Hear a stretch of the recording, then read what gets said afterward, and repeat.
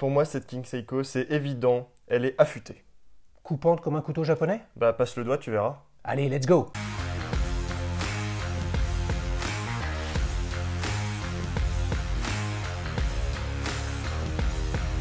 Salut Paul-Louis, ça va? Salut Xavier. Je suis ravi de te revoir sur la chaîne, les amis. Vous savez, Paul-Louis était déjà venu nous raconter son histoire avec sa Futurmatic. Mais là, je me suis dit, bah, Streetwatch, il faut y aller, il a d'autres choses à nous raconter. On avait fait aussi le premier live Insta. Eh oui! Insta, les amis, oui, sur la FR Seiko 62 Balicious, bien évidemment. Allez vous y inscrire en courant. Mais avant qu'ils y aillent, justement, tu vas nous raconter quelle histoire, Paul-Louis? Et bah aujourd'hui, je vais vous parler de ma King Seiko de 1973. Ouais. Alors, King Seiko, raconte un peu, parce que ça, il y a du Seiko, mais il n'y a pas que. Il y a du Seiko, il y a du grand Seiko. On peut se dire que c'est pas tout à fait clair, c'est le cas.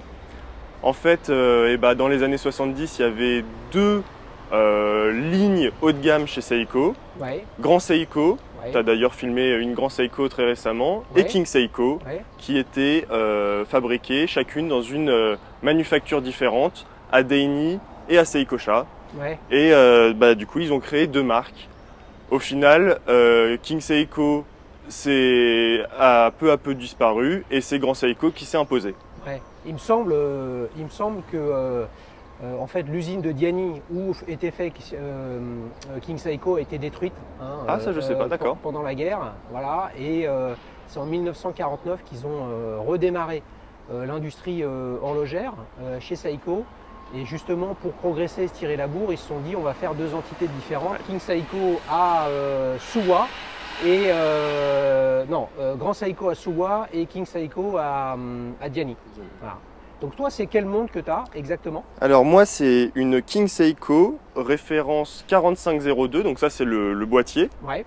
Et c'est le mouvement. Oui. Et ensuite, le boîtier, c'est le T7000T. Waouh, super. Voilà. Tu me la passes Avec plaisir. pendant qu'on en discute? Tiens. Merci.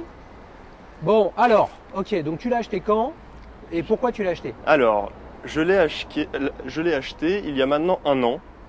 Et pourquoi je l'ai acheté, je peux pas expliquer. C'est vraiment une montre coup de cœur. Ouais. Depuis longtemps, je me disais, c'est vrai que je suis un grand fan de Seiko, mais je me disais, j'ai pas de grand Seiko, je m'en achèterai bien une un jour. Et puis un jour, sur un groupe Facebook, je tombe sur cette annonce et là, je me dis, elle est incroyable, il faut vraiment que je l'achète. Ouais. Donc avec le mouvement iBeat 36 000 alternance. Ouais. Qui est un mouvement assez incroyable, je trouve, et il n'y a pas tellement de 36 000 alternances sur le marché. Bah, mouvement de 5 Hz, hein, les amis. Donc celui auquel tout le monde pense et ceux qui n'y pensent pas, on va leur dire, c'est le Zenith El Primero. Hein, tu as le calibre 11 de ER qui a été lancé peu ou prou au même moment. Hein. Ils se sont tirés la bourre tous ensemble pour savoir qui allait sortir pour le coup. Là, c'est un chronographe. Hein. Dans ta King Seiko, c'est une montre 3 aiguilles. 3 aiguilles avec date. Avec la date.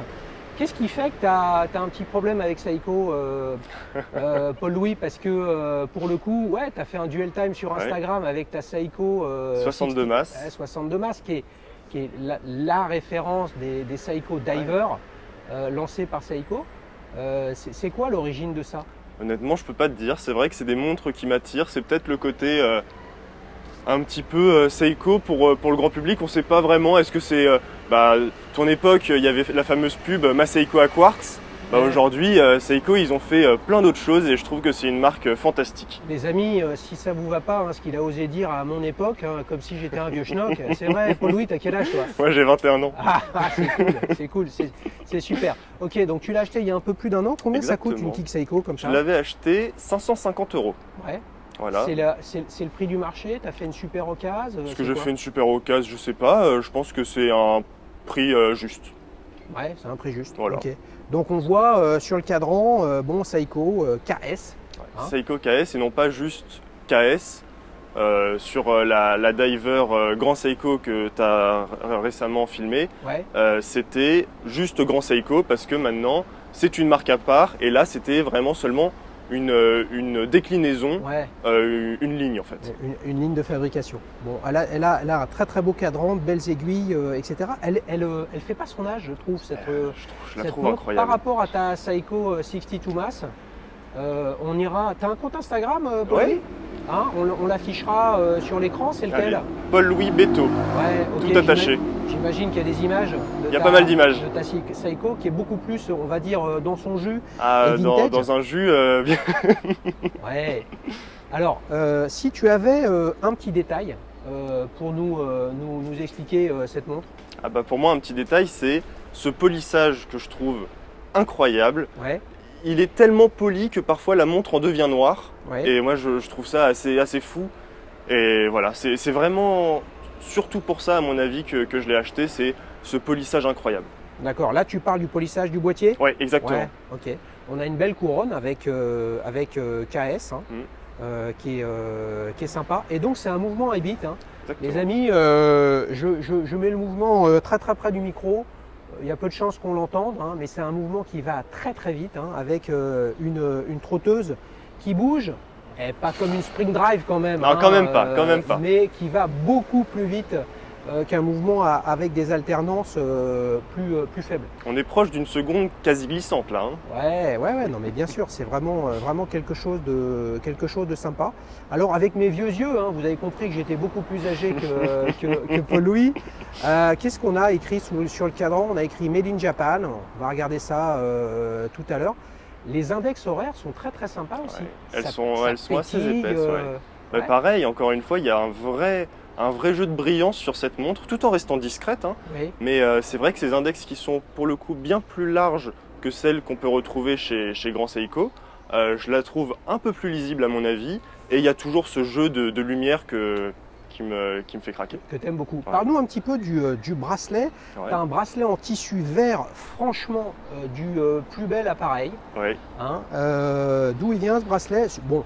Bah, c'est pas vraiment un bracelet d'origine. C'est pas du tout un bracelet d'origine. Simplement avec un passant, hein, qui passe sous la montre. On peut appeler ça perlon. Comment? Perlon, il me semble. Je sais pas. Il me semble que c'est perlon. Bah, écoute, c'est toi qui sais. Tu as choisi de lui mettre un verre comme ça. C'est quoi l'idée? Là, elle est dans sa configuration estivale. Ouais. Normalement, elle a un bracelet en cuir Togo noir, tout simple. D'accord. Et là, voilà, c'est sa configuration estivale avec ce bracelet vert que je trouve super sympa, que j'ai pris sur une Marche Lab. Après sur une Marche Lab, voilà. Ah bah écoute, tu as fait travailler l'horlogerie française. Exactement. Sur le sujet, c'est bien. Donc d'origine, il y avait une boucle, Ardillon brandé KS ou pas? Oui, exactement. Ouais. Mais c'est vrai que j'ai pas l'impression que ce soit très facile à trouver. Donc pour le moment, je l'ai pas. Et puis peut-être qu'un jour, je tomberai sur une jolie et voilà. D'accord. Si tu devais, tu sais que tu y échapperas pas, tu es déjà venu sur la chaîne. Hein. Ouais. Et on se connaît maintenant, hein, comme avec tous les invités d'ailleurs de Petites Montres entre amis ou d'un autre format. Si tu devais la résumer, cette King Seiko, en un adjectif ou en une punchline, ce serait quoi? Bah, je vais pas faire le coup de élégante, mais je vais plutôt dire affûtée. Donc cette Grand Seiko, pour toi, elle est affûtée? Elle est affûtée parce que je trouve que le nombre d'angles et d'arêtes qui sont sur ce boîtier, c'est assez hallucinant et c'est ce boîtier que j'adore et encore une fois, bah, ça permet de jouer avec la brillance, le soleil et pour moi elle est affûtée. Ouais, ce qui est intéressant dans ce que tu dis, Paul-Louis, c'est qu'il y a la Grand Seiko Diver qui est passée récemment, oui. Une petite montre entre amis avec Pierre, et puis Hugues qui a fait un battle avec un collectionneur, donc 2 Grands Seiko. Donc j'ai pu regarder de près quand même ce que ça raconte ces montres. Très clairement, il y a une précision dans les finitions, notamment des index et des aiguilles. Et c'est marrant parce que celle-ci, elle a donc quoi? Elle a 40 ans maintenant. Elle est de 73, donc 73, quasiment voilà. 50. Ouais, quasiment 50. Il y a déjà, et comme toujours d'ailleurs, l'ADN de Seiko, la simplicité et non pas la complexité. Donc c'est là où les Japonais et Seiko ne font pas de montre à complication. L'efficacité, il faut que ce soit lisible, simple, ça aille droit au but, pas de fioritures, donc finalement peu de design et priorité à la précision. Ouais. Ça donne une montre à mon avis intemporelle. J'ai comme l'impression que si je te dis que tu aimes bien les couteaux japonais aussi, tu vas me dire que oui. Bah ouais, ça marche. Ouais, ils sont bien affûtés. Ils sont bien affûtés. Ils sont bien affûtés les couteaux, Exactement. Les couteaux japonais. Bon bah écoute, c'est super. Si d'ailleurs, est-ce que je te laisse le mot de la fin, Paul-Louis? Je te laisse ou pas? Allez, vas-y. Bon, alors, qu'est-ce que tu nous dis pour le mot de la fin? Tu veux parler de ta montre? Tu veux parler d'autre chose? Je veux bien continuer à parler de ma montre, je l'aime tellement. Ouais. Mais moi je trouve que c'est une montre vraiment superbe et c'est surtout, c'est une montre qu'on entend. Elle fait un bruit qui est assez incroyable. Quand on la met sur sa table de chevet, on pourrait en être réveillé. Ouais, ah, bah c'est super ça comme anecdote. Si tu devais en choisir une entre celle-ci, donc la King Seiko High Beat et la Seiko 62 Mass.